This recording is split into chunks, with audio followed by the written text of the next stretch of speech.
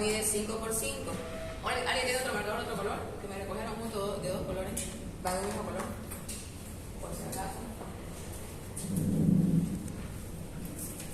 Entonces 5 milímetros por 5.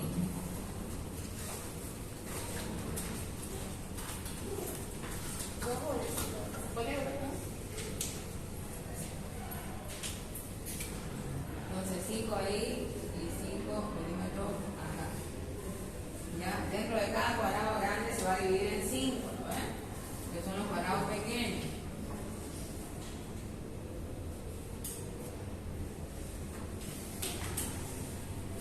Y lo mismo acá.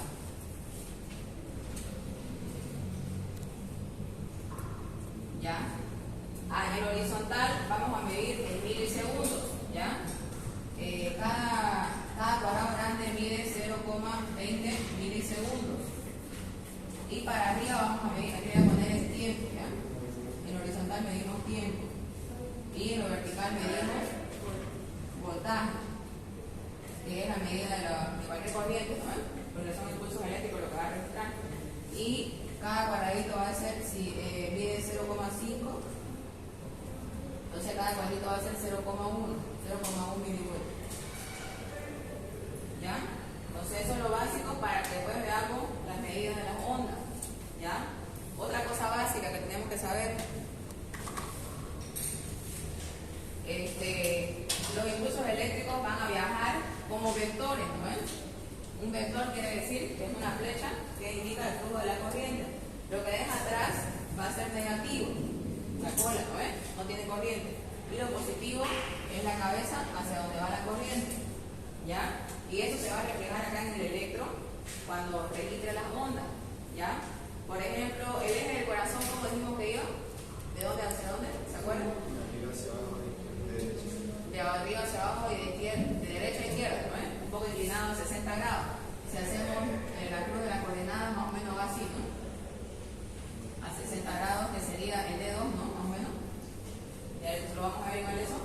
Entonces, si ponemos un electrodo acá en el hombro derecho, nos va a marcar onda negativa, ¿no? ¿Y cómo se va a dibujar la onda negativa en el electro? Hacia abajo, ¿no? ¿Me entienden eso, no?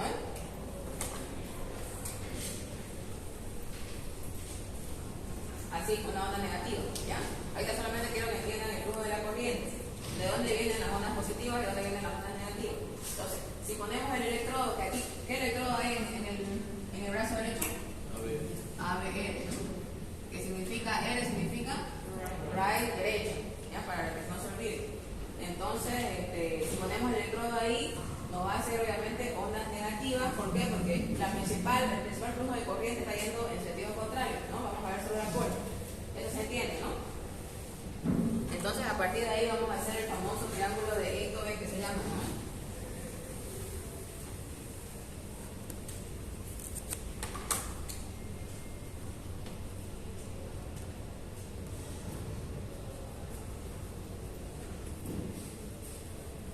Donde aquí sería el brazo derecho, o hombro en todo caso, pero nosotros los electrodos los ponemos acá, ¿no? En la muñeca. El brazo izquierdo, y aquí sería el pie izquierdo, ¿no? Porque esto va a ir hacia el pie izquierdo, que es el verde. ¿Ya? Entonces, hay derivaciones, eso vamos a ir avanzando ahorita, pero para que lo adelantemos. Hay tres tipos de derivaciones, ¿no? Hay derivaciones unipolares. ¿Cuáles son? Exacto. ABR. Siempre la A lo van a hacer con minúscula, ¿ya? ABF y ABL. Donde R significa right, ¿no? Dijimos. Derecha, entonces más o menos esta ABR está acá, ¿no?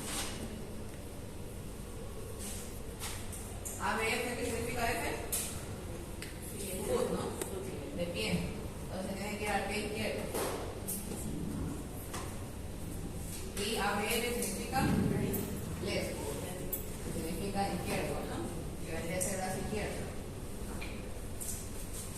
Ya, entonces, ahí estos electrodos no se van a olvidar.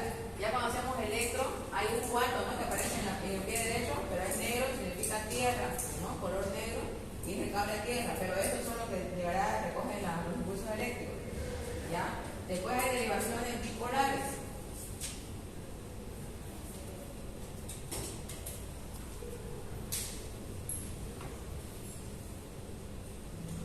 Que son el D1, el D2 y el D3. Siempre escríbanlo en números romanos, ¿ya? Porque si escriben D1 con 1, como que no se pierde con las primordiales, ¿ya?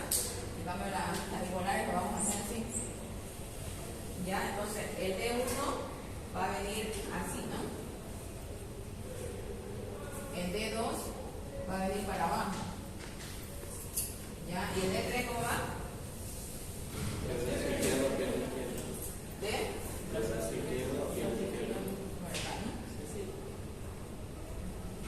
Ya, entonces, si ponemos el electrodo acá, todo nos va a dar negativo porque hay dos ondas que nos están dando la espalda. Si ponemos acá, hay una onda positiva y una onda negativa, que ahorita lo vamos a ver. Y si ponemos acá, todo va a salir positivo. ¿Ya? Por eso se dice, bueno, ya después vamos a ver eso. Eso es lo básico, ¿ya? Pero después cruzan otras derivaciones, que ya lo quiero hacer como coordenadas, ¿ya? La famosa cruz de las coordenadas que hemos visto en geometría, ¿se acuerdan?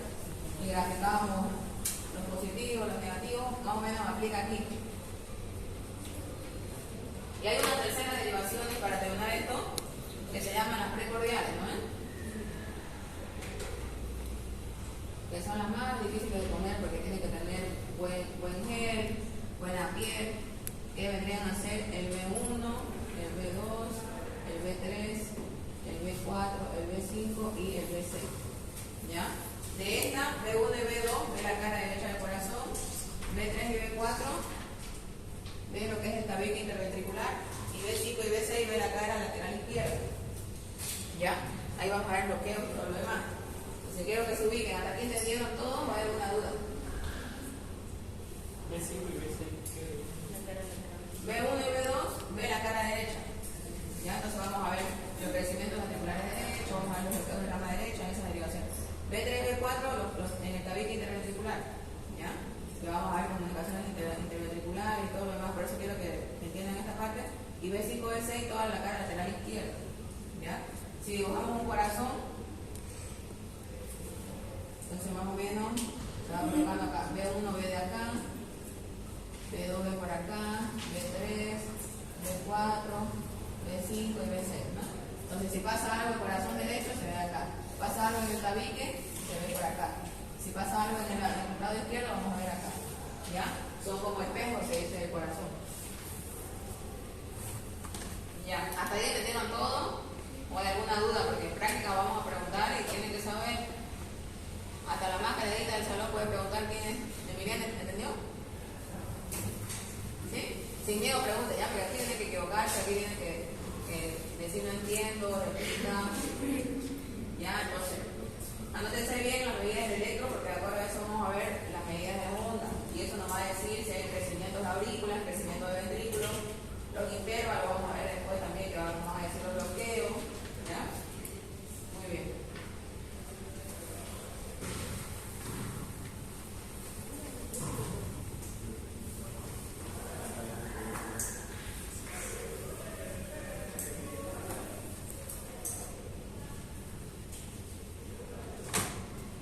Y este cuadrito que vamos a dibujar acá es lo que nos va a decir igual para calcular el eje cardíaco, ¿ya?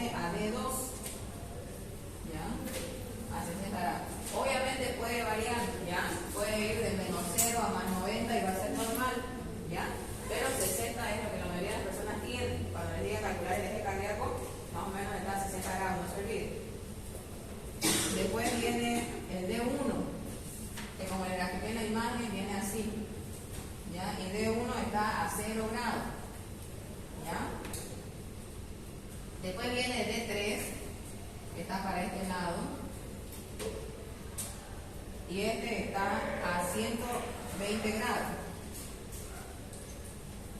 120 grados positivos, ¿ya? Después hay uno de menos 180 que no hay ninguna derivación ahí.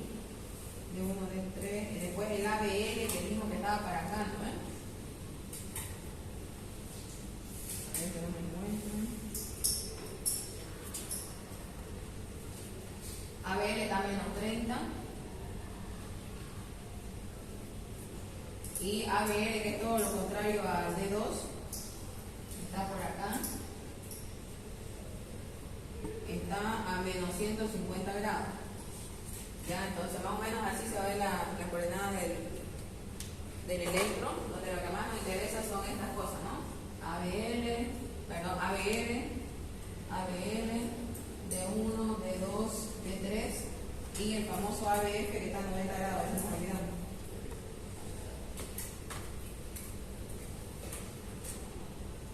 ABF que está acá, a más 90 grados. Ya, entonces, para medir el eje cardíaco es facilito cuando saben esto, ¿ya? Es solo, como dijimos, que el eje cardíaco normal es de 0 grados hasta 90 grados. Va a variar ahí de acuerdo a lo que vimos en el anterior tema. Si es gordito el paciente, si está embarazada, si quizás es muy flaco. Si es muy flaco, normalmente son verticales, no lo van a encontrar a 90 grados. Si son gorditas o embarazadas, lo van a crear a D1. Y lo normal de la mayoría de las personas que tenemos es 60 grados, ¿ya? Entonces, si le dicen calcula el eje cardíaco con el electrocardiograma, tiene que fijarse en lo que hemos hablado, entre 0 y 90 grados. Entonces, ¿qué derivaciones le van a dar el eje cardíaco? El D1 y el ABF, ¿ya? Entonces, en su gráfico que vamos a ver enseguida, un gráfico de electro. Esto nos estamos adelantando, pero ya para que vayan entendiendo, ¿ya? Por ejemplo, aquí, tomar el que se subió para arriba. Voy a poner el primero.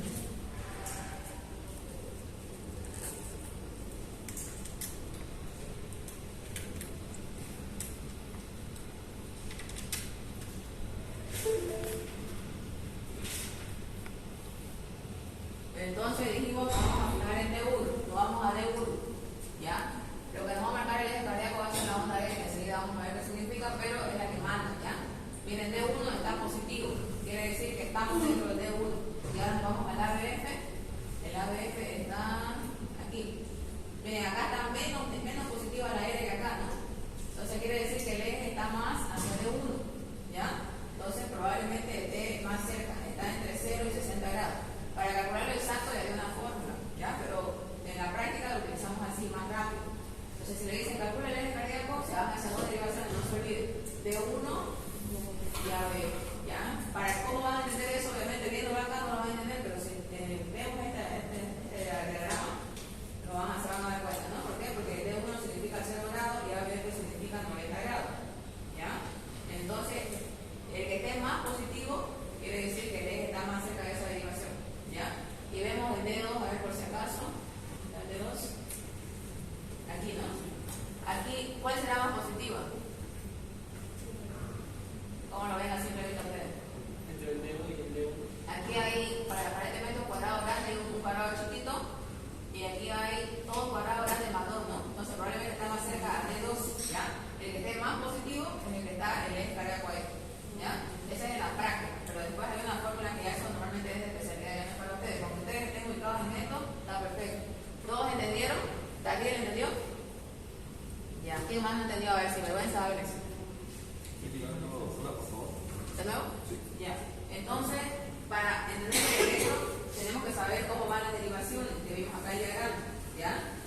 El eje cardíaco de lo que estamos hablando normalmente se sitúa en D2, que es 60 grados, ¿ya? Que la mayoría de las personas lo va a tener, pero va a variar. Dijimos, hemos visto anteriormente en los otros temas que las embarazadas el corazón va a ser más horizontal, quiere decir que el eje va a estar hacia horizontal, hacia la izquierda, e incluso puede ser un poquito negativo, ¿ya? Incluso dice la fisiología que se puede variar por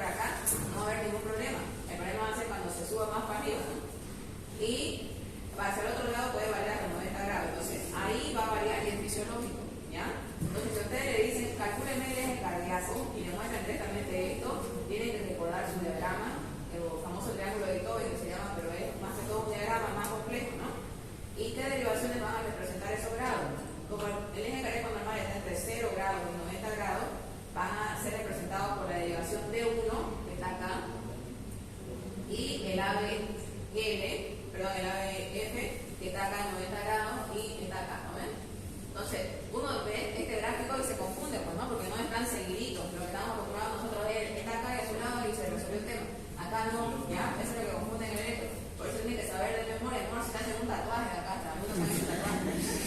¿Alguien tiene? No, pronto. Exacto, ya para no olvidarse.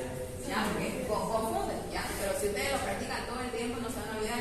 Yo, por ejemplo, que veo todos los días, ya lo tengo en memoria, ya. Entonces, eso tienen que practicar.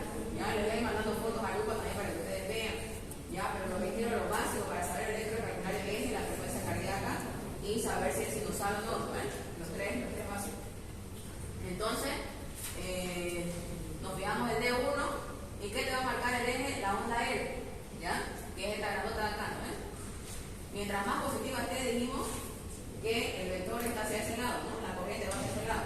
Entonces, este está positivo y más o menos a ojímetro, porque no vemos bien acá, está, miren, un cuadrado grande y un cuadrado pequeño, ¿no? Y el ABF, que tenemos que fijarnos, miren, la onda L está más pequeña. ¿Lo ven, no? Aquí la L debe medir ¿cuánto? Unos 2 cuadrados pequeños, ¿no? Que es casi nada. Entonces quiere decir que el eje está más cerca del D1, está por acá. Ahora, ¿qué derivaciones están cerca de D1? Están ABL y están D2. Entonces nos vamos a ABL. Aquí. ABL, miren, la onda L mide aparentemente 3 más unos 4 cuadritos. Y el D2 mide 4 más 2, 6. Aparentemente está más cerca de D2. ¿Ya? Entonces la onda L que esté más positiva es la que tiene el eje cardíaco. ¿Ya? ¿Le entendió ahí? Ya, perfecto. Entonces, esto se entendió, bueno, es la medida. En lo horizontal vamos a medir segundos, milisegundos, que es el tiempo. En lo vertical vamos a medir voltaje, que es la cantidad de electricidad. ¿Ya? Cada cuadrado grande mide 5 milímetros, que equivalen a 0,20 milisegundos. Y cada cuadrado grande hacia arriba, igual 5 milímetros, pero el voltaje es 0,5 milivoltios. ¿Ya? Eso significa que cada cuadrado pequeño, en milisegundos, 0,04, ¿no? Milisegundos. Si dividen 0,20 entre 5 son 0,04. Y si dividen 0,5 entre 5 son 0,1 cada pequeño, ¿no? Muy bien, dicho esto, ya vamos a empezar el tema. Vamos a tratar de no borrarlo porque después lo vamos a ocupar.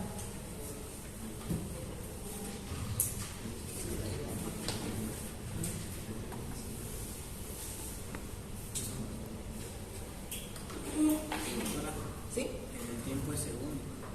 Milisegundos.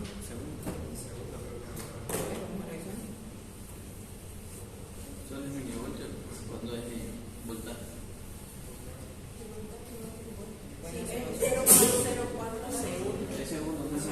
Porque ya pusieron milisegundos.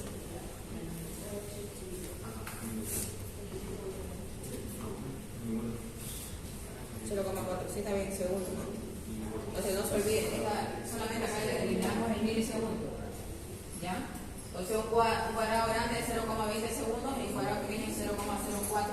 ¿Ya?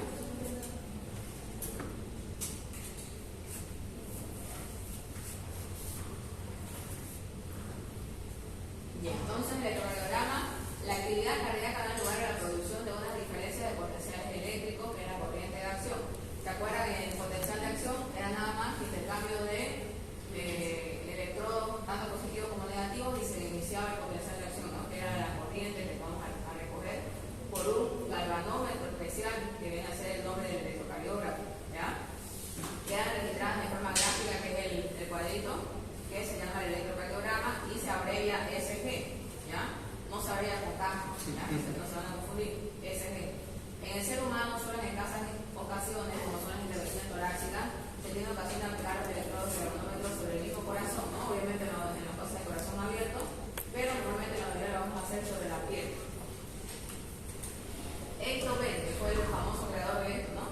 Aconsejó aplicar los electrodos de puntos precisos, fijó tres tipos de conexiones que se designan con nombre de derivaciones, ¿no? Que veíamos las derivaciones bipolares, que lo que anoté acá, las unipolares y las precordiales. En este caso vamos a empezar con las derivaciones clásicas o bipolares.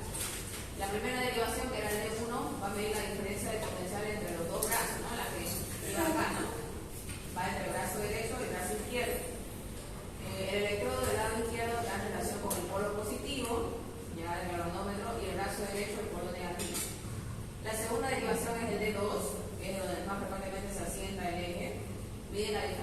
potencial entre el brazo derecho, que es el polo negativo, y la pierna izquierda, que es el polo positivo.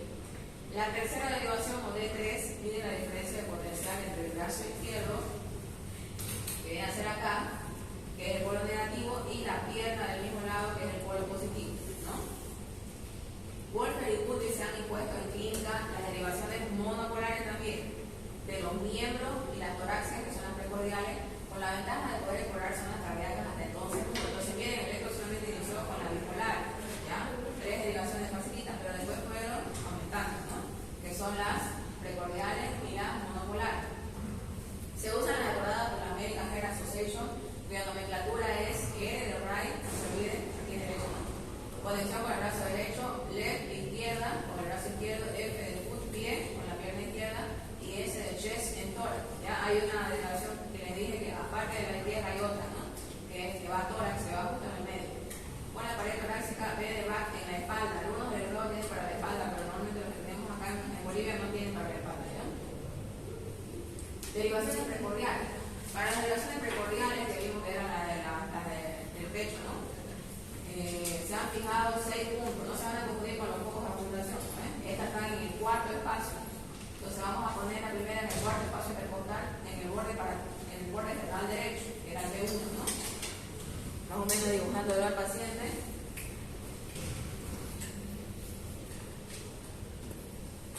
Esta es la que más difícil cuesta poner, porque el paciente a veces por las mamas, por la obesidad y todo lo demás, ¿no? Entonces dibujamos ahí el esternón. Y dice en el cuarto espacio, ¿no? 1, 2, 3 y 4. Más o menos por acá vamos a poner nuestra B1.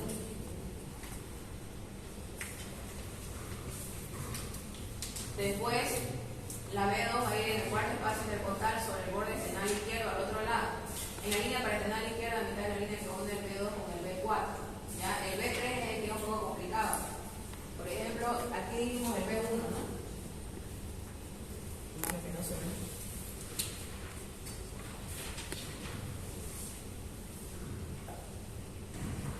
Entonces el B1 en el cuarto espacio intercostal sobre el borde esternal derecho. Esta viene a ser la B2, a ver.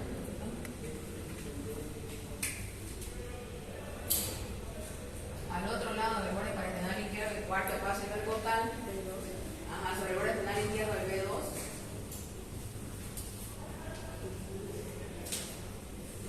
Después, en la línea paresternal izquierda, a mitad de la línea que une el punto 2 con el punto 4, entonces primero tenemos que graficar el 4, ¿no? Sí. Quinto espacio intercostal izquierdo sobre la línea medio clavicular, vamos más abajo, en el otro espacio intercostal, y en la línea medio clavicular va el B4, y el B3 va a ir en la línea media entre estos dos, ¿ya? Más o menos trazan una línea, y a la mitad va el B3. El B5 en la línea axilar anterior, al mismo nivel de la B4, pero ya aquí a nivel de la axila. Y el B6 en la línea axilar media, al mismo nivel que los dos puntos anteriores. Entonces van a ir como que entrándose un poquito a la parte lateral del tórax, y va el B6. Y justamente lo ve al corazón de toda su cara, ¿no?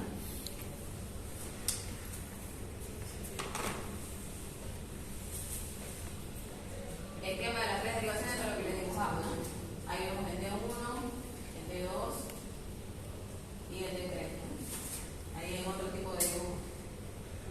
Derivaciones unipolares o monopolares. Se entienden por derivaciones unipolares o monopolares simbolizadas por la inicial B de voltaje, aquellas en que un electrodo llamado electrodo explorador se sitúa en el punto del cuerpo cuyo potencial nos interesa conocer, como son los del brazo derecho, los del brazo izquierdo y los del pie. Y los puntos precordiales 1, 3, 4, 5. Mientras que el otro electrodo indiferente corresponde a un potencial cero, ¿no? Que es la cola. De tal forma, conectadas las derivaciones del electrocardiógrafo solo radica los potenciales que se originan debajo del electrodo explorador, mientras que las derivaciones clásicas bipolares exploran las diferencias clásicas bipolares entre los puntos correspondientes a los dos electrodos, que era la diferencia de ambos miembros. Así, la derivación 1 nos señala la diferencia de potencial entre el brazo derecho y el brazo izquierdo, y la BN monopolar del brazo derecho. Entonces, esto nos trata de explicar de que las bipolares dividen la diferencia de electricidad entre dos puntos, en cambio las monopolares solamente dos puntos específicos, ¿no? Ahí nuevamente la D1, la D2 y la D3, ¿no? Lo que le dibujaba el triángulo de Cohen. Aquí un corte lateral un corte transversal del tórax para que veamos cómo van viendo todas las caras. Por eso les decía B1 y B2 van a ver la cara derecha, y el 3 y el 4 van a ver bien el estability ventricular, todo lo que pase aquí, sean desgarros, sean infartos, ¿no? Sean lesiones valvulares. Y B5 y B6 va a ver la cara lateral izquierda. Y acá en el otro plano coronal, ¿no? Entonces ya entramos al electro normal.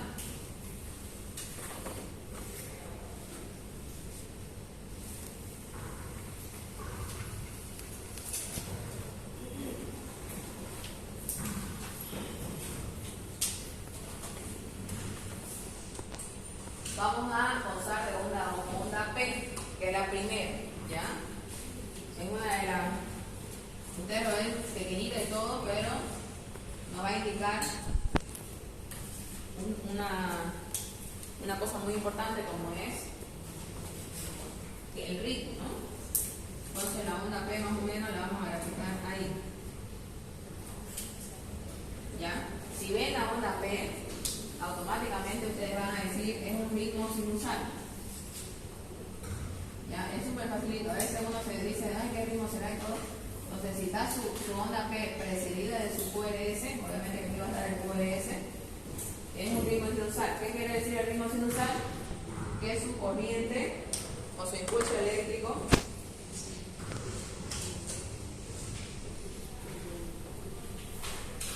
está empezando en el nódulo. ¿Se acuerdan que se llama el nódulo? ¿Otro nombre? Katie Flag. Katie Flag, ¿no? Entonces, ven esta onda P y su mente automáticamente está pensando de que el impulso está empezando acá.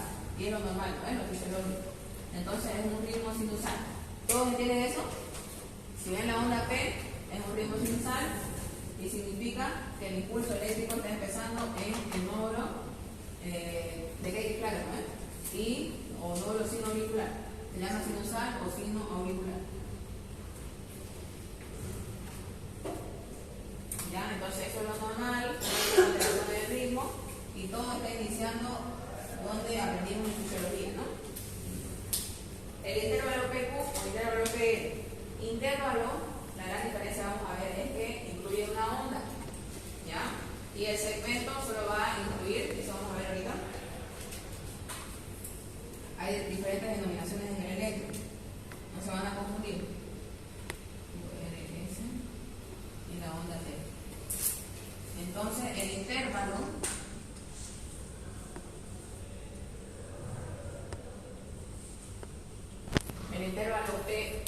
PR o PQ también se llama, ¿no? Pero más me gusta nombrarle el intervalo PR. ¿Por qué? Porque va a ir desde el inicio de la onda P hasta donde termina en la onda E, ¿ya? Y se llama intervalo. Ahora el segmento solo va a incluir desde donde termina la onda P hasta donde empieza la otra onda. Esa es la diferencia entre intervalo y segmento, ¿ya? Intervalo incluye onda que sería esta y esta, ¿no? Y el segmento no incluye.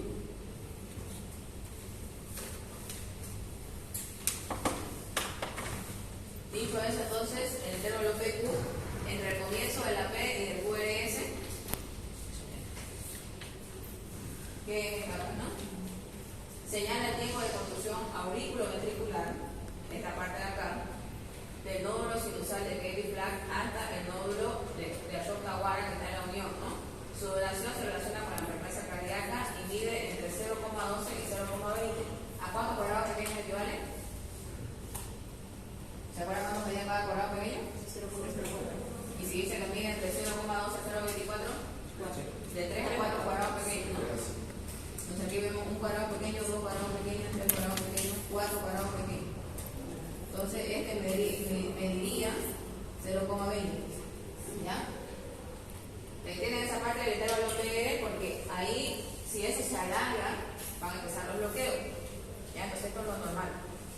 Intervalo PR, vamos a medir desde el inicio de la onda P hasta donde termina el complejo QRS. ¿Ya? Y lo normal, como dice, de 0,12 a 0,20, que traducido a cuadritos sería de 4 a 5 cuadritos pequeños, ¿no? Porque cada uno mide 0,04. Muy bien. El complejo QRS, que ya el complejo de onda más grande, expresa la activación o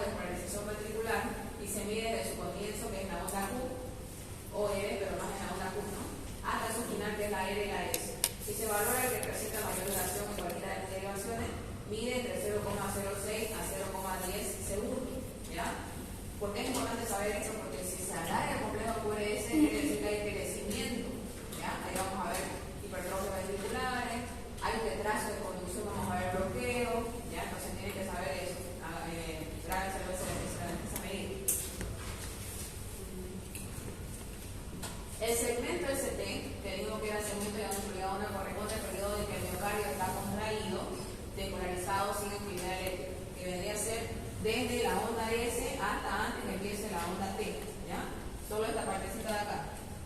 Desde donde termina la onda S hasta donde empieza la onda T. ¿Ya? No incluye ninguna onda.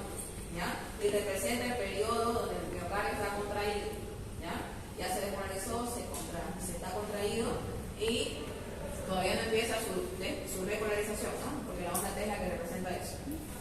Y la onda T viene a ser la repolarización ventricular, donde el miocardio empieza a relajarse, ¿no? Que es esta de acá. ¿Ya? Y esa onda T van a observar que nos va a dar indicación de isquemia. ¿Ya? Isquemia quiere decir cuando el miocardio está sufriendo, cuando no le llega sangre, ¿no? Y esa onda T se va a poner invertida. Ya vamos a ir viendo en la isquemia.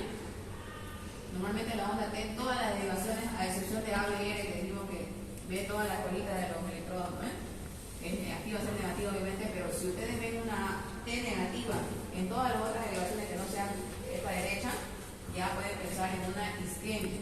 ¿Ya? Ese es el primer signo de isquemia, onda T negativa. Otra onda T negativa que se altera es en los trastornos hidroelectrolíticos. ¿Ya? ¿Quién es la que más altera la repolarización? ¿Qué electrodo? ¿Va qué electrolito? El potasio, ¿no? ¿Se acuerdan cuando la célula se está repolarizando? Ingresa nuevamente el potasio que es intracelular, que estaba afuera, ingresa adentro, ¿no? Y se repolariza. Entonces, por eso es que yo tengo mucho cuidado en los pacientes renales, porque ellos pierden potasio, ¿no? Y un potasio, por ejemplo, normal, ¿cuánto es potasio? 3.5 a 5 miliequivalentes sobre litro, ¿no? Entonces, un potasio de 3 es peligroso para los cardiópatas, justamente por esto, ¿no? Porque el potasio es el encargado de repolarizar el músculo. Y si no hay potasio para repolarizar ese músculo, no se va a relajar, ¿no? Y no va a haber un buen llenado en la diástole, y va a pasar todo lo que es insuficiencia cardíaca. Y también va a dar lugar a las arritmias, ¿ya? Por eso en los pacientes cardiópatas, la premisa o los protocolos dicen que tenemos que manejar un potasio arriba de 4, ¿ya? Para tener un margen de seguridad. No hay que tenerlo entre 5, no hay que tenerlo entre 6, entre 7, entre 8, porque todavía hay riesgo de arritmias o de alteraciones en la contracción. ¿Ya? Entonces, arriba de 4. Si le llega un paciente cardiópata o veo un paciente cardiópata con potasio de 3,5, hay que reponer el potasio. ¿Ya? Si nos permite la vía endovenosa, si no, vía oral. Y por último, miren, aparece una onda U, que a veces a continuación de la T, pero no tiene valor diagnóstico. ¿Ya? Puede que aparezca, pero no significa nada. Y si no hay la onda U, tampoco no es para preocuparse. ¿Ya? Es simplemente que aparece. El espacio TP señala la diástole eléctrica, es decir, entre la onda T y el nuevo ingreso de otra onda P. Y el espacio QT proporciona el valor cronométrico del ventriculograma completo, el complejo QRS y el complejo LS. Entonces, el espacio QT, o el segmento QT que sería, es donde el ventrículo está contraído, ¿no? Comprende pues el tiempo de activación más el de recuperación justamente este segmento y representa la llamada sístole eléctrica que hasta cierto punto corresponde a la sístole mecánica, ¿no? Cuando está contraído todavía el ventrículo. Va a variar el intervalo QT con la frecuencia. Su valor normal es de 0,4 segundos en el hombre y 0,44 segundos en la mujer. Eso sí varía, ¿ya? Y tenemos que medirlo exactamente porque nos va a dar lugar. Y ahí está un electro normal. Todos quisiéramos que se hicieran los electros, ¿no? Porque ahí nos vamos a dar cuenta. Entonces, ustedes ven esta pequeña onda, ya pueden decir es un ritmo sinusal, ¿no? Miren el intervalo PR que estábamos hablando. Si es entre 0,12 y 0,20, no hay bloqueo. No hay bloqueo de primer grado, segundo grado, tercer grado, también bien. Miren el complejo QRS que tiene que medir de 0, ¿cuánto dijimos? 0,6 a 0,10, ¿no? Más o menos. No va a haber crecimiento, no hay alteraciones en lo que es los ventrículos, ¿no? Y el segmento ST, que es el periodo que está de contracción del ventrículo, y la onda T, que viene a ser la repolarización ventricular, una onda U que no tiene significancia clínica. Entonces ahí vemos un electro normal. Miren, ABL siempre tiene que ser negativo. Miren. La ustedes se van a dar cuenta si está bien hecho ese electro solamente mirando a ver, ¿ya?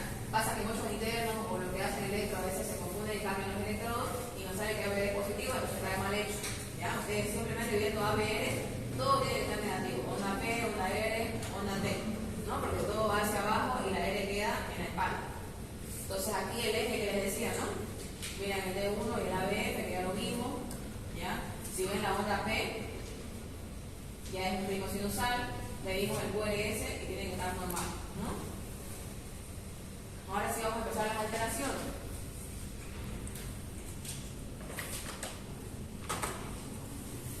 La onda P puede referirse a su altura, ¿ya? Puede estar alterada en altura, es decir, en voltaje, una onda grande, una onda pequeña, aplanada, negativa. Su forma también es importante, puede estar apuntada quiere decir como una carga, ¿no?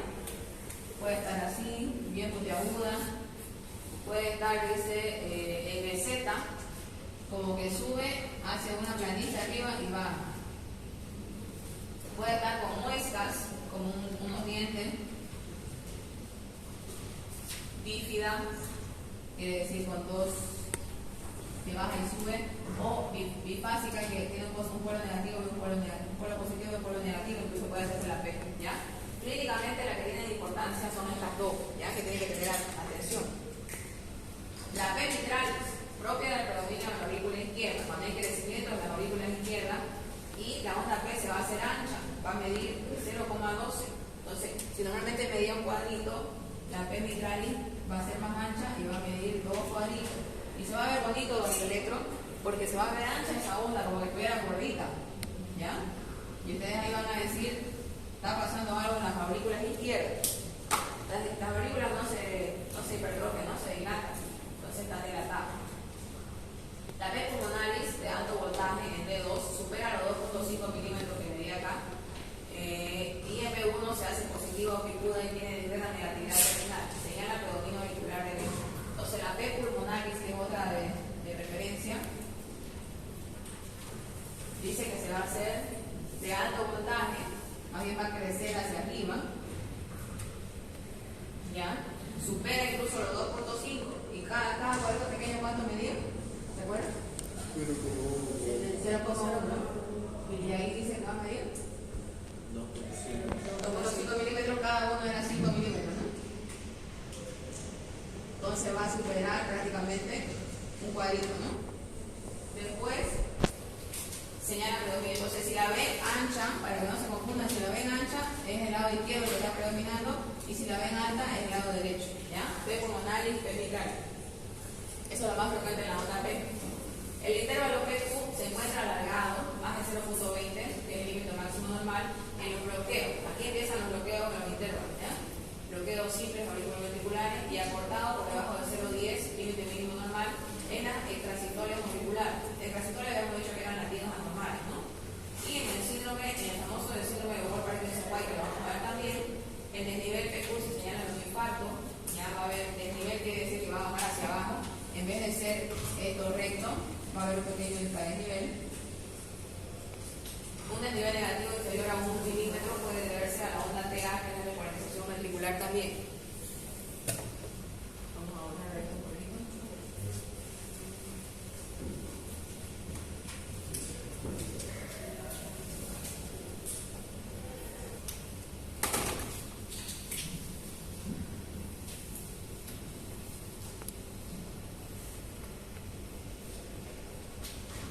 El QRS entonces de voltaje se acepta como límites normales 0,6 a 2 milivoltios cuando las desviaciones de trazado son en las tres desviaciones inferiores a 0,5 a 2 milivoltios. Esa es la variación. Hablamos de complejo de bajo voltaje y de alto voltaje, respectivamente. Se trata de un hecho patológico. El pequeño voltaje aparece, miren, en el mixedema. ¿Se acuerdan qué patología tiene el mixedema? Que lo avanzamos también en cardiología, lo avanzamos. ¿Qué tipo de edema era el mixedema? ¿Nadie se acuerda? Entonces, si tenemos complejos de alto voltaje, primero estamos en bajo voltaje, ¿no? Si normalmente el QRS lo veíamos así, entonces vamos a ver QRS mucho más pequeño, ¿ya? Y ahí ustedes les va a llamar la atención. ¿Por qué? Porque no se va a transmitir la corriente cuando hay agua, ¿no? Pero el mixedema era del hipotiroidismo, ¿no ven? ¿Se acuerdan? Era un edema duro, que no dejaba fobia y que no estaba constituido solo por agua, sino por proteínas y enzimas extracelulares, ¿no? Del colágeno y todo lo demás, porque hay extravasación. Entonces es un edema duro.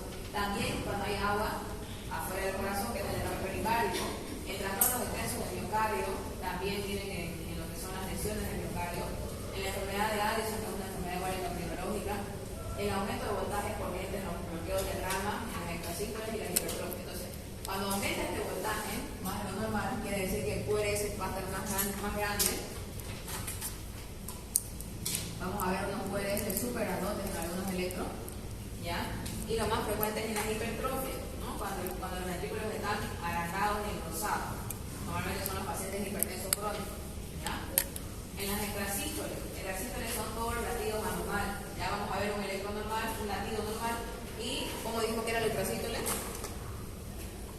Digamos, acaba de venir un latido normal, que es el que estamos dibujando. Y la extrasístole puede venir así, pero mucho más ancha el QRS, ¿ya? No se va a parecer al previo. Normalmente va a haber 2 o 3 normales y este con el QRS súper ancho, o incluso sin onda P, porque va a partir debajo del nódulo sinusal del electro, ¿no? El tipo eléctrico. Entonces ustedes se van a dar cuenta que es una extrasístole y ahí normalmente el QRS se deforma, o se hace de mayor voltaje o se hace más ancho, ¿ya? Ahí van a sospechar ustedes que son extrasístoles. ¿Qué patología producen extrasístoles? Los famosos trastornos hidroelectrolíticos, ¿ya? Nuevamente el potasio, el sodio, el calcio, el magnesio, ¿ya? Potasio va muy ligado a magnesio. Entonces muchas veces vemos un potasio normal y nos olvidamos el magnesio, entonces hay que medir también el magnesio. Ya, esas son las 3 situaciones donde les aumenta el voltaje. La anchura, que es aquí, ¿no? Su aumento señala trastornos en la conducción intraventricular, quiere decir que no se está transmitiendo el estímulo de forma normal, como estaba acostumbrado a través de las RECIS, que iba hacia el lado izquierdo y hacia el lado derecho, ¿no? Que lo vimos igual en la cardiología. También va a estar más ancho en los bloqueos de rama, ¿no? ¿Por qué? Porque se va a bloquear acá, va a haber un bloqueo de rama izquierda o un bloqueo de rama derecha, y va a tardar el impulso en buscar otra vía alternativa para llegar a los lugares que están bloqueados, ¿no? Entonces se va a agrandar también el complejo por eso. También en la extrasístole que veíamos, en los crecimientos ventriculares. Engrosamiento, ondulaciones y melladuras para que tengan valor patológico que se les exigen ciertas condiciones, ¿ya? Como deben presentarse distanciadas la línea isoeléctrica, complejo amplio, ya que en ocasiones en complejos de poco voltaje por relaciones axiales pueden presentarse cercanos a la base por relaciones normales. Entonces, el engrosamiento del QRS, las ondulaciones, quiere decir que varíe su forma normal, ¿no? Ondulaciones significa que estas ondas a veces hagan al revés o cosas así. Dice que solamente son con valor patológico cuando se presentan distanciadas la línea isoeléctrica, ¿ya? Tiene que alejarse la línea isoeléctrica, no les dije, ¿no? Es esta, donde se asientan todas las ondas, ¿ya? Se llama la línea isoeléctrica. Entonces, si el complejo QRS se sale de la línea isoeléctrica, recién va a tener valor patológico. Normalmente vamos a ver QRS así, o QRS retrasados abajo, ¿no? Viene una onda P acá y el QRS se va, ¿ya? Ahí recién vamos a tener valor patológico, que vamos a ver que va en el signo de infarto. Después, onda Q. La onda Q es la primera del complejo QRS, ¿no?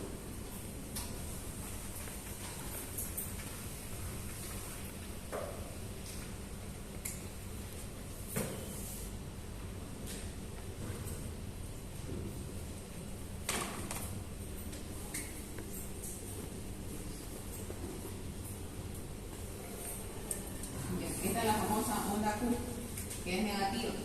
En algunas derivaciones no se grafica, ¿ya? En algunas derivaciones directamente vamos a ver la R. Entonces no es constante, ¿ya? Si no la ven no se van a asustar.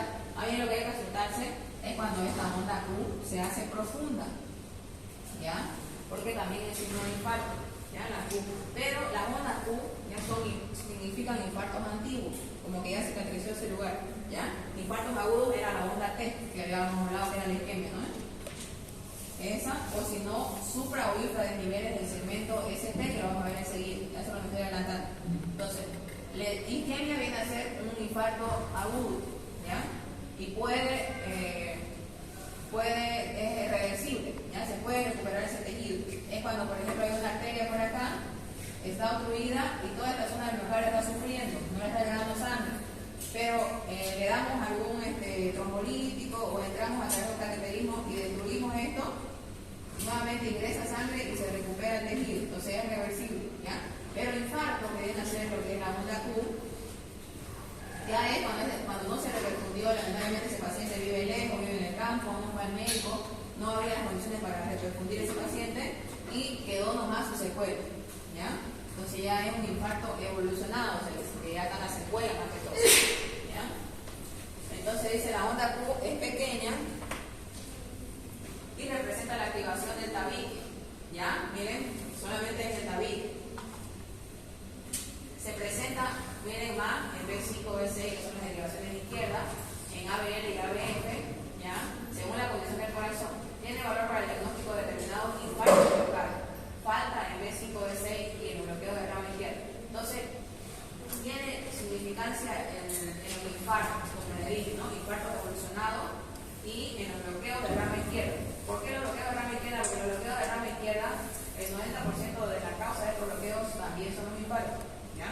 Cuando vean bloqueo de rama izquierda, este paciente sufrió un infarto y una secuela. En cambio de la derecha, es cargo, eso va muy bien. Onda S tiene más voltaje normalmente en las derivaciones precordiales. La S ya viene a ser esta de acá, ¿no? Un poquito más profunda esa. Y tiene importancia, dice, en las derivaciones precordiales y en los casos de hipertrofia ventricular izquierda en ABL de 5B6 en el lado izquierdo puede, en caso de bloqueo de rama derecha, resultar cierto grado de empastamiento y mayor anchura, que es el bloqueo de la S. ¿Ya? Entonces en los bloqueos esta se va a hacer más profunda y más ancha. Va a acompañar a lo que son los complejos. ¿Ya? Ahí vemos entonces onda T gigante por hipercalemia. Miren cómo crece la onda T, una onda T normal, y miren cómo crece de voltaje, ¿no? Las T picudas que se llaman. Entonces en este paciente lo primero que hay que pensar es en el potasio. Normalmente lo tienen en 5 o en 6. Onda T de gran voltaje y picuda por hipervagotomía. También las ondas T crecen por esta patología que hemos visto que era la hipervagotomía. Son aquellos pacientes que son muy sensibles del sistema nervioso simpático, ¿no? Son aquellos que mismos los atletas, los que tienen hipotensión postural, normalmente son pacientes jóvenes, flaquitos, hipertiroideos también, ¿ya? Entonces ahí es donde se agranda la onda T. La onda T va a describir las anormalidades del ST, ya hemos incidido sobre algunas de las ondas T entre las no citadas, vemos el aumento de la T en los niños, no frecuentes, miren, en el hipertiroidismo, en la hipercalemia y en la vagotomía. El aplanamiento de la T en el hipotiroidismo, en la pericarditis. ¿Por qué en la pericarditis? Porque también el corazón va a estar inflamado, ¿no? Y al estar inflamado no va a haber una buena transmisión del impulso eléctrico y esta onda T va a estar más plana. También en algunas miocarditis por la misma razón y en la miocardioclerosis, que son ya los rellenos del miocardio con tejido cicatrizal, y en la hipocalemia, ¿ya? Entonces todo eso son causas de aplanamiento de la onda T. Ahora vamos a entrar al trastorno del ritmo, son las denominadas arritmias, ¿ya? Entonces si ustedes ven, onda P es sinusal, pero ahorita vamos a ver las arritmias. La taquicardia es sinusal, una frecuencia superior a 90 a 100 latidos por minuto. Hay acortamiento del espacio diastólico, lo que hace que la onda P tienda a acercarse a la onda T, ¿no? Quiere decir que los complejos van a estar más seguidos. Obviamente porque hay taquicardia, ¿no? Pero es sinusal, que es lo que nos puede pasar a cualquiera de nosotros cuando corremos, cuando subimos grada, cuando vamos tarde, ¿ya? La bradicardia sinusal es un ritmo inferior al 60 latidos por minuto. Hay un alargamiento del espacio diastólico, que tendría que ser esto, pero al revés, ¿no? Forma y sentido de los complejos auriculoventriculares normales, el espacio PNPQ superior a los 0,12 segundos. Y la bradicardia sinusal, normalmente dijimos que hay en los atletas, ¿se acuerdan, no? En ellos manejan frecuencia de 50, o en los pacientes beta bloqueados, que utilizan beta bloqueantes. ¿Cuáles son los beta bloqueantes? Carvedilol, isoprolol, propanolol, timolol, ¿no? Ritmo nodal puede ser nodal superior, nodal inferior o nodal medio. En el primer caso la onda P es negativa en ABF,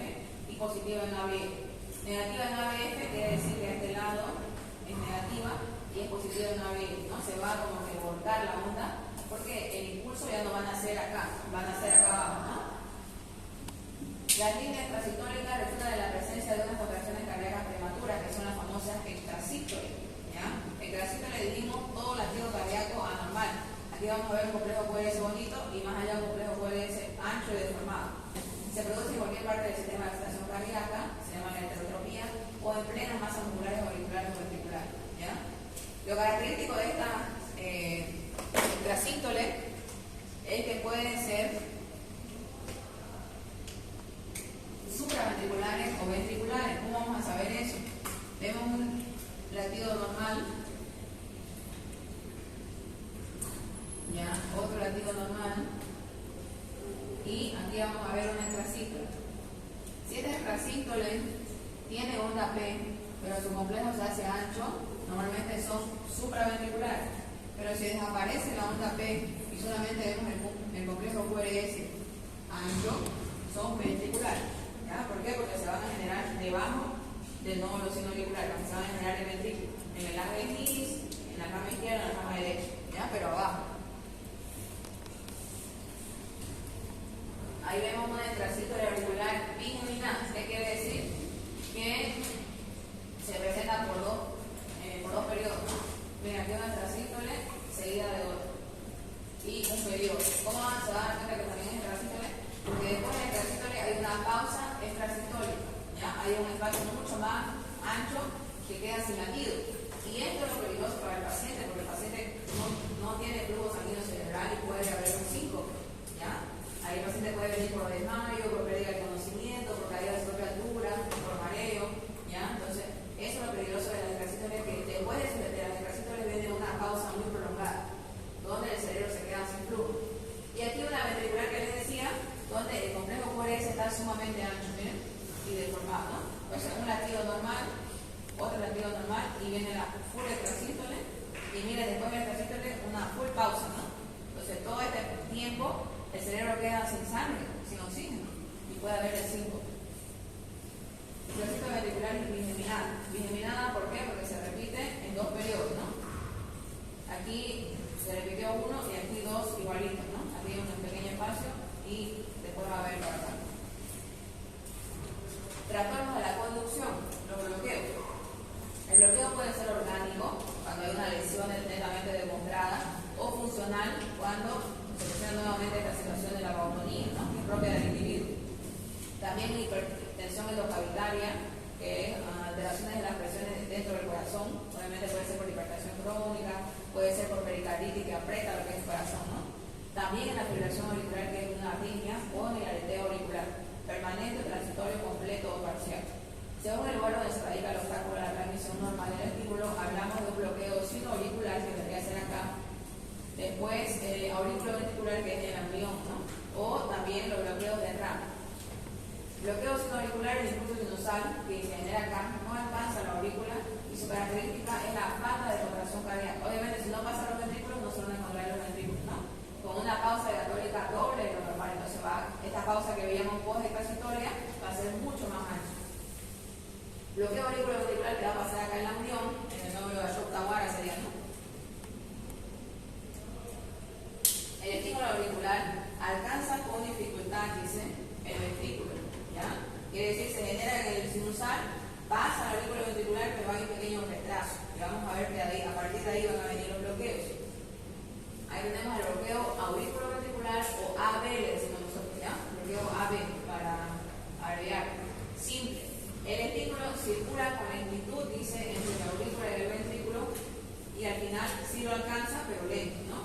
Hay un alargamiento entonces del intervalo PQ, que veíamos, superior a los 0,20. ¿Se acuerdan que este medía 0,12, 0,20? Entonces en el bloqueo va a medir más de 0,20. Ya para una frecuencia media de 70 a 80. Se observan sujetos autónicos nuevamente y de manera casi constante miren a la histeria. Uno diría una patología respiratoria también tiene alteración acá del corazón. En el reumatismo, que viene a ser la cardiopatía reumática, ya, es la intoxicación digital. ¿Qué es la digital? Es un medicamento que igual se utiliza de manera cardiológica, ya, que ayuda al inotropismo, a que se contraiga con más fuerza el corazón, pero altera lo que es el ritmo, ¿no? Representa el primer signo infraclínico de afectación miocárdica. Luego tenemos el bloqueo AB incompleto. La conducción del estímulo a través del fascículo de His se interrumpe de vez en cuando con el fallo consiguiente de la contracción ventricular. Quiere decir que algunos estímulos pasan al ventrículo, otros no pasan, ¿ya? Y se va a traducir en el electro. Los bloqueos AB, entonces, vamos a clasificarlos en tipo 1. Existe alargamiento progresivo del espacio PQ hasta un valor máximo a partir del cual se interrumpe la transmisión por falta de completo. Esto es bonito, lo vamos a ver así más o menos.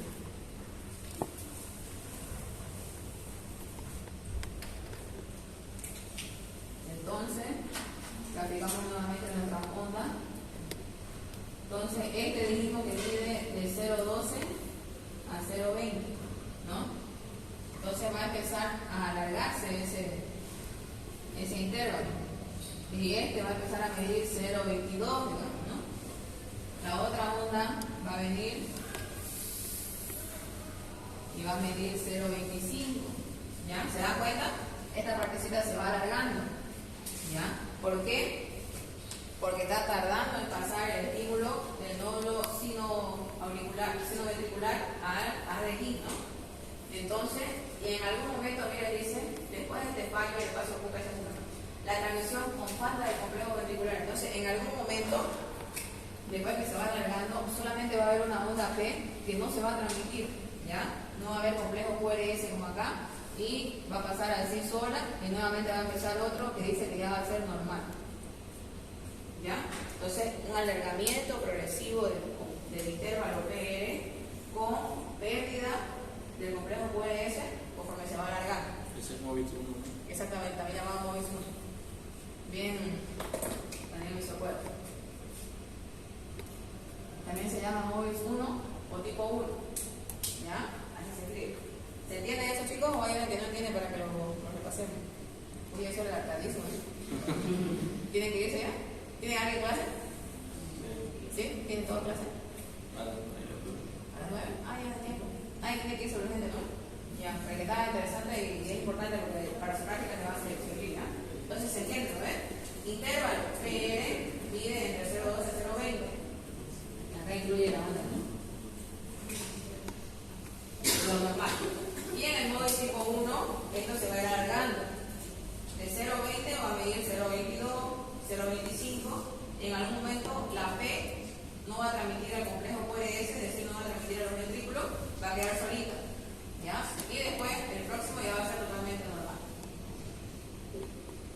Tipo 2, el espacio PQ es fijo, los latidos fallidos se presentan irregularmente de modo imprevisible. Entonces, en el tipo 2, ya no va a haber alargamiento, directamente todos van a estar alargados y rara vez no se va a transmitir un estímulo. Entonces, solamente medir el intervalo en estos bloqueos, ¿ya? Digamos, aquí va a estar alargado.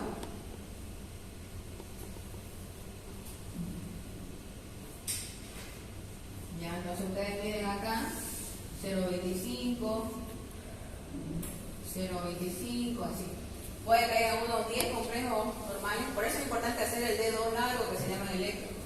¿Ya? ¿Qué es el dedo largo? Es donde solamente vamos a ver la derivación de 2 y lo vamos a hacer largo. ¿Ya? ¿Por qué? Porque estos bloqueos van a aparecer, miren, aparentemente se mantiene, puede haber hasta unos 5 complejos normales y en uno directamente no va a conducir. ¿Ya?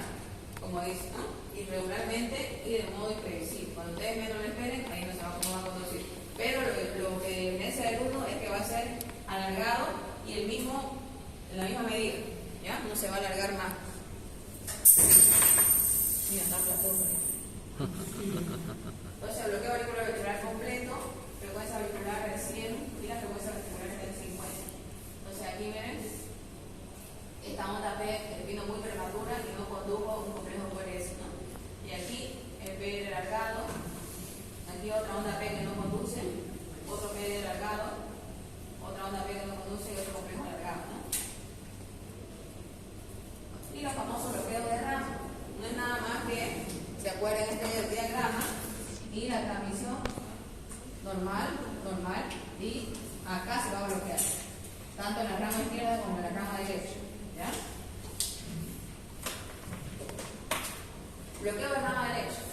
Bloqueo de rama derecha es sinónimo de Chagas, hasta que se demuestre lo contrario, eventualmente. ¿Ya? Si se van a Estados Unidos, después te va a cambiar para aquí en Latinoamérica, de Chagas. ¿Ya? existe un QRS ensanchado. Ya, entonces nuevamente nuestro QRS acá va a estar alargado. Ya no hablamos de intervalos, hablamos del complejo.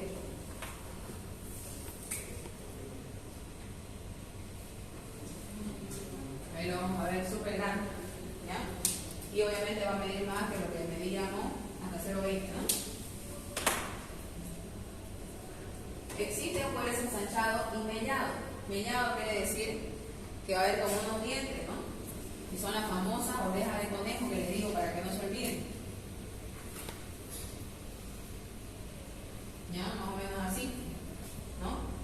Para que no se olviden que las orejas de conejo más o menos vienen así, ¿no? Ahí se lo vamos a dibujar para que no se olviden. Porque la pregunta en práctica se olvidan todos, chicos, no se son los nervios o que no desayunaron. Ya no tiene que tener nervios porque ahí uno tiene que aprender, tiene que decirme, no entiendo, doctora, ya no entiendo, repasemos. Pero tienen que irse sabiendo. Ya, entonces va a haber melladuras, que son los como dientes, ¿no? Y la imagen de RSE, que es esta de acá. R, S, E. Entonces va a haber una R normal y una R prima que se llama, que le ponen un poquito, una rayita arriba. ¿Ya? Vamos a dejar un ratito que no lo terminamos. ¿Ya? Y normalmente, como toda derivación de leche que veíamos acá en las precordiales, se va a ver en B1 y en B2 que dijimos, ¿no? Y el ABL, que también ve el lado derecho. La S va a ser ensanchada en el otro lado, en la B5 y B6, ¿ya? Que sería un bloqueo de la S. Y en las otras derivaciones de izquierda, que es el ABL y el ABL. Según la posición sea vertical o horizontal del corazón, ¿ya? Y antes de pasar a la izquierda, aquí vemos, para que no se olvide, se van a ir a las derivaciones derechas, que es B1 y B2, y van a ver las orejas de conejo, ¿ya? Esta no está tan regular, pero hay otros electros que sí, las dos L van a ser del mismo voltaje como acá. Obviamente la última va a ser un poquito más grande, pero siempre le van a ver las orejitas, ¿ya? Entonces van a irse a las derivaciones derechas y van a ver las orejas de conejo para que no se olviden. ¿Se acuerdan de eso, no? Son dos R, a falta de una y dos. Y dice que la onda S va a estar más profunda en la derivación izquierda, ¿no? Miren acá la onda S. ¿Ya? Entonces normalmente la onda S venía hasta por acá.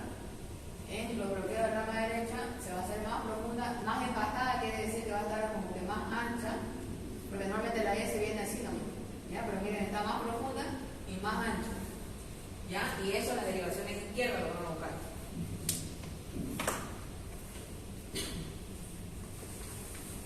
Se entiende entonces lo que es la rama derecha, ¿no? Lo vamos a saber identificar en los electros. Ya, le voy a pasar el electro con esto, ya tienen que saber de memoria.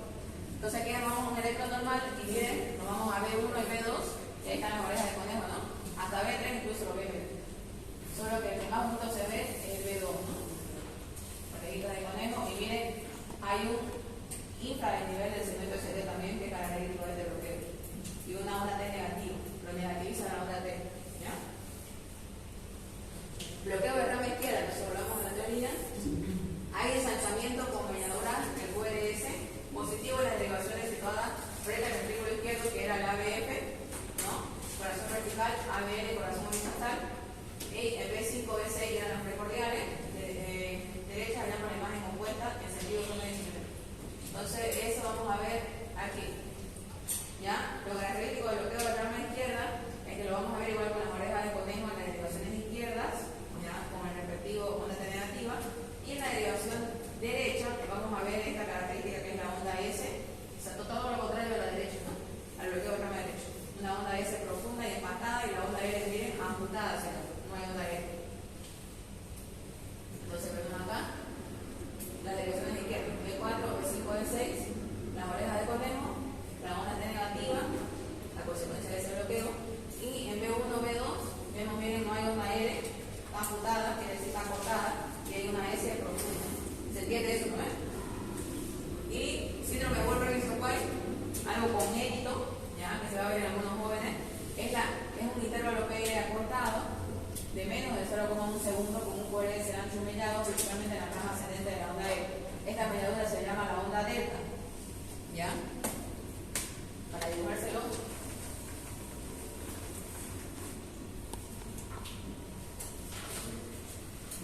onda N y aquí va a ser una pequeña onda antes de la N. En vez de la Q que estábamos acostumbrados, viene una pequeña onda positiva, ya que se llama la onda delta, que está antes de la onda L. ¿Ya?